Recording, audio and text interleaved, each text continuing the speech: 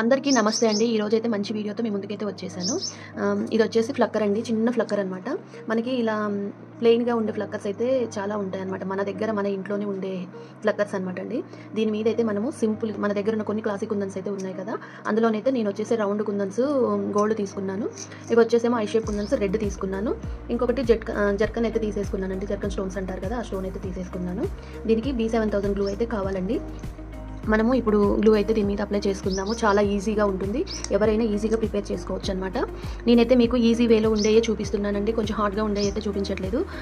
అవి మెల్లిగా మీకు అలవాటు అయిన తర్వాత అయితే మీరు కూడా చేసుకోగలుగుతారు కదా అని చెప్పేసి ఒక ఆలోచనతో అయితే నేనైతే ఇప్పుడు సింపుల్గానే చూపించేస్తున్నాను. నేనైతే B7000 గ్లూ అయితే తీసేసుకున్నాను. ఇదైతేనే మనకి కొంచెము త్వరగా స్టిక్ అయిపోతుంది అనమాట. మనము డైరెక్ట్గా అప్లై చేసేసుకోవడమేనండి. అప్లై చేసేసుకొని ఇది ఫ్లవర్ ప్యాటర్న్ లాగా పెట్టేసుకోవాలన్నమాట. చాలా అంటే చాలా బాగుంటుంది. త్వరగా అయిపోతుంది. సింపుల్గా ఉంటుందన్నమాట.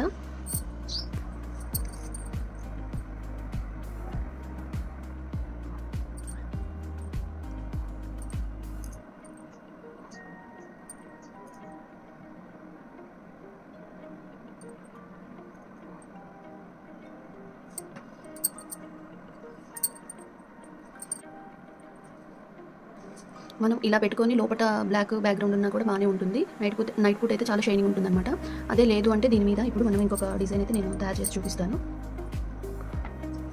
ఇప్పుడు నేనైతే ఐ షేప్ కుందన్స్ అయితే ఇక్కడ పెట్టేసుకుంటున్నాను ఫ్లవర్ లాగా. మీరు పెట్టుకోకపోయినా బాగానే ఉంటుందండి. సింపుల్గా ఇది ఒక్కటి పెట్టేసినా కూడా ఒకటే పెట్టుకున్నా కూడా బాగుంటుంది.